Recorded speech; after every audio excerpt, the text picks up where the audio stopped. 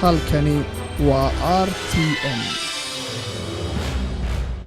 waxaad ku soo dhawaataan oo khadka si toos ah ugu jira wariyahayaga Hashim Baraar oo ku sugan magaalada Gaarisa ee gobolka Waqooyi Bari Kenya gaar ahaan suuqa xoolaha. Hashim, subax wanaagsan. haddii aad maqlayso sidee uu yahay dareenka guud ee suuqa xoolaha maadaama maanta ay tahay maalin Arbaco oo aad suuqaasi u mashquul u yahay?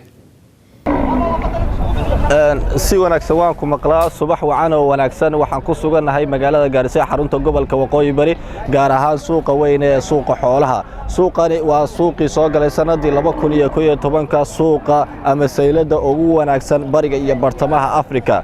meelo kala duwan ayaa looga soo suuq tagaa ilaa iyo Soomaaliya ayaa looga keenaa lo'da. maanta oo Arbaca wuxuu caan ku yahay in loo soo suuq geeyo lo'da, isla markaasna waxa ka qaata qaybaha kale ee dalka iyo waliba dad meelayo kaleeto u kala dhoofin haya lo'da.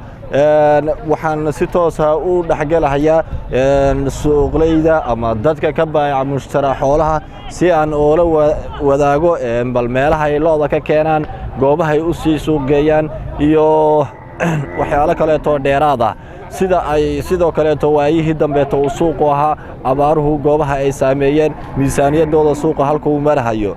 bal mid kamid ah duqeydahan abaaro haan weydiiyo xaaladahaas iyo kuwa kaleeto. abo soo dhawow magacaaga noo sheeg. qadiid bal waxaad nooga warantaa adigu qaybteed ku leedahay suuqan oo maxaad ka ganacsataa? suuqa waxaan ka ganacsadaa maalinta ka codsanaynaa inaad Arbacadaan soo aadaa suuqa oo nimaada. ma dilaalay baa tahay mise xoolaha kuwa keenaa tahay? waqti waan ahaan jiray laakiin hadda ma yihin. hadda maxaa tahay? been ma fiicna. hadda maxaa tahay? subaxdan saaka ee sidiin oo kale taan daawasho ku soo doontay. saaka seed u aragtaa waqtiga dilaalayda ka suuqa? suuqiisi hore buu ku soo noqonayaaba. inkastoo ay abaaro xun ay jiraan. suuqu waa isa soo bedelahayaa wuu fiicnaanayaa wax xoolo ay imaanayaan buu u egyahay. xoolaha naftigooda naftaaba ku jirto sidan ma aanan moodaynin. sida waddanka hadda abaarta uu yahay kolley xoolaha waxaan u malayn meel dheer bay ka imaadeen. aragtideeda saaka maba eeleel xumaba wax yar buu rabaaba ku qaadisa. ma ku rajo keliyay marka leetay inaad dib suuqa ugu soo laabato? dibaan maanta waa iga muuqataa.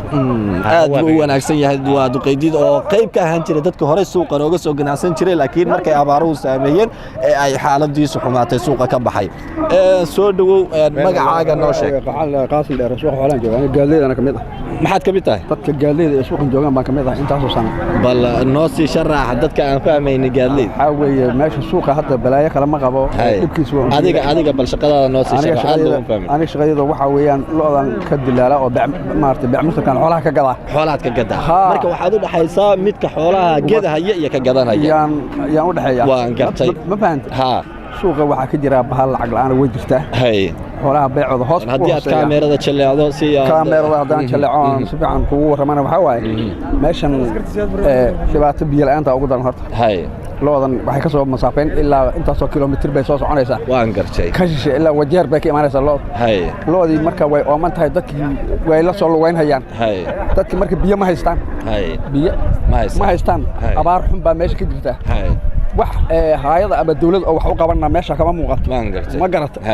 marka dawlad hoose iyo tukore midna waxba kama hayno. ilaahay baan sugaynaa in ilaahay sana nasiyo oo sana aan helo. waan gartay. waa sidii nabad. hagaag daawadayaal waxaad weli toos noogala socotiin magaalada Gaarisa xarunta gobolka Waqooyi Bari suuqeeda ama sayladeeda xoolaha. weli waxaan si aan baqaadayaa dadweynaha ama ganacsatada suuqa ku ganacsan haya. bal aywan salaamu calaykum.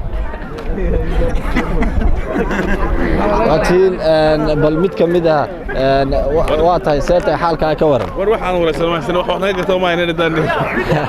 waatiin saylada suuqa xoolaha ee Gaarisa qaabab kala duwan ay dadku u arkaan waa ka kalba sidee u soo kala suuq tageen. bal soo dhawow magacaaga igu bilow. magacayga waxa la Xasan Cabdi Cadow. xasan cabdi cadow waxaan ku sugannahay saylada xoolaha. bal maxaad ka qabataa halkan? suuqa waxaan u kala gadaa dadka xoolaha u kala gadaa ninka gadanaya waa tahay aad baa loogu baahan yahay bal nooga waran marka suuqa iyo dhaqdhaqaaqiisa maadaama tay ninkii wax u kala qaadaya dadka ka warhaya xaaladda guud bal nooga waran marka wax nooga taabto suuqa maanta wax fahmo uu leeyahay ma jiro ganacsiga uu isbedelaa famalaanta waxaa keenaysa horta way isku xiran yihiin dawladda iyo dhaqaalaha iyo ganacsiga isku xiran waa tahay soo socodka hada qof intuu wax ka gatay inta uu meel kala geen lahaa iyo ganacsi ku socdaa dadka intii wax inta ka gataan meel kala geen lahayn qaarkood amnigooda u baqayaan oo meelahay geen lahayn wadanka kamid ma geen karaan waxa kamid ah dadka soo gadi lahaa ee xaq soo gadi lahaa xoolihii abaaray ku jiraan waa xoolo liitaan xoolo intii lacag laga bixiyo la soo gadi karo oo wada soo qaadi karaan ma aha way nugul yihiin marka ganacsiga saas u jiifaan xaqana uu ka jiifaa oo dadka keen lahaa xoolihii abaar baa haysaa way nugul yihiin xoolihii abaar baa haysaa waa tahay kuwii qaadi lahaayna meeshii geen lahayn amnigooda way ka yar cabsoonayaan meel waxay qaadaan oo gataan kama muuqato suuq marka xoolihii saasi ganacsigooda u xiran waa tihiin daawadayaal halkaad nagala socotaan waa TV-ga RTN halkan aad nagala socoteen waa suuqa xoolaha ee gudaha magaalada Gaarisa suuqani sanadii 2011 waxa uu soo galay suuqa ugu wanaagsan bariga iyo bartamaha Afrika intaynu ku kulmi doonaa aroorta dambe sidaas iyo nabadgelyo aan idin leenahay aad oo maasantahay Hashim Baraar dadka qaar kaamirooyinkii ay ka ordayaan oo Hashim waxaan arkay kaamirmaanadii dadkii shacabka bursanay warka bal waran oo suuqa ka waran maanta oo kale Gaarisa waxa looga yaqaan maalinta lo'da ama arbaatul fashaq oo aad waana maalin taariikhi tan iyo intaan soo aqliyeystay arbacadaas baa maaragtay magaalada kala furi jirtay oo ganacsiga kala socdo oo maaragtay abaar ha jirto abaar iyo sinjirin barwaaqada markay badnaatona laakiin fuad arinta ugu yaab badan ayaa suuqa Gaarisa suuqa xoolaha واسيدو حتى مقعيسي أو برار وماركتي نو شيء سوق مركا تكتد دتك ماشي جوجو بقول كي بس ديتن ودلال سو عقرتوا انت اللقطه اسكله انت قدانيس ويرين انت قدانيس ويرين انت كلو اذل ودلال waa gartay marka horta waxa weeyaan laakiin xagga dhaqaalaha maaragtay magaalada Gaarisa gobolka idil Soomaaliya ha noqoto maaragtay waagi hore intaysan maaragtay Soomaalida wali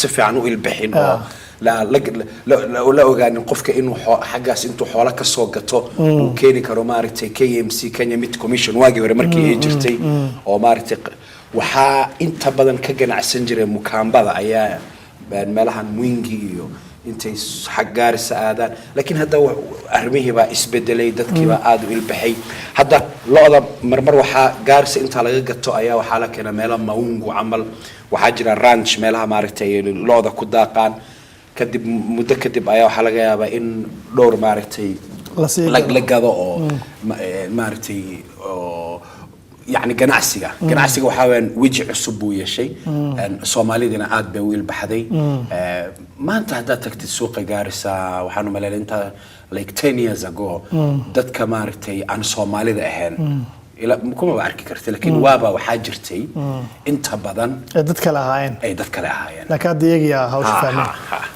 okay waa mahadsantahay Hashim Baraar aad u mahadsantahay sida quruxda badan ee warbixintaas aan noogu soo gudbisay waxa uu ku sugnaa suuqa xoolaha magaalada Gaarisa oo warbixin toos ah inoogu soo gudbinay wili waxaan ku guda jirnaa barnaamijkeena aroor iyo suuban